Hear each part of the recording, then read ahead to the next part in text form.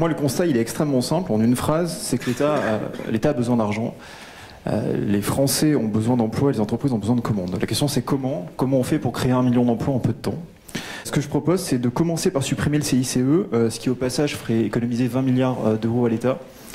Et, alors je vais choquer certains d'entre vous, mais d'augmenter les charges sur les CDD de 10%. En contrepartie, de l'autre côté, je propose 3 mesures pour créer plus d'1 million d'emplois en 3 ans. Pour préparer cette intervention, travaillé avec une vingtaine de chefs d'entreprise. On avait toutes des entreprises qui faisaient entre 5 et 20 millions d'euros de chiffre d'affaires, donc des petites PME, en forte croissance. Et en fait, les 3 mesures que je propose, c'est d'autoriser les entreprises à se séparer d'un ou plusieurs CDI dans la limite de 10% des effectifs, dans des conditions qui sont très strictes pour protéger les salariés. Par exemple, 3 mois de préavis, une compensation financière de 3 mois de salaire plus 1 mois de salaire par année d'ancienneté.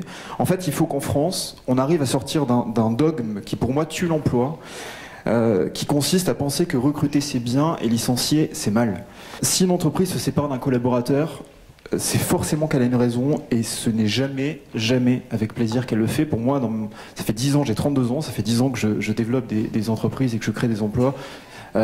C'est peut-être les moments les plus compliqués dans ma vie d'entrepreneur et on le fait jamais avec gaieté de cœur. La deuxième solution, c'est d'autoriser les CDD pour des projets de 2 ou 3 ans et pas uniquement pour remplacer quelqu'un qui est absent ou pour un accroissement temporaire d'activité, mais pour porter des projets.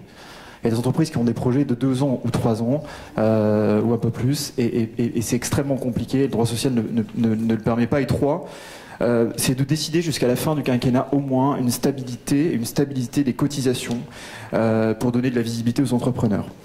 En fait, nos entreprises ont des projets. Et pour créer des centaines de milliers d'emplois, pourquoi elles ne le font pas? C'est parce que le cadre juridique dans lequel on évolue est souvent, parfois, inadapté. Je vais prendre un exemple pour que tout le monde comprenne bien quel intérêt ça pourrait avoir de faire ça. Moi, il y a eu des entreprises que j'ai créées il y a 10 ans qui comptent aujourd'hui plus de 40 collaborateurs. Et pour le développer, à un moment donné, on a choisi d'innover et d'inventer un moteur d'intelligence artificielle qui est très innovant. Et pour créer ce moteur d'intelligence artificielle, on a dû employer 10 personnes. C'est un projet qui durait 2 à 3 ans pour le mettre en place. Et on n'a pas eu d'autre possibilité que de recruter 10 CDI sans avoir aucune visibilité sur ce qu'allait donner ce projet.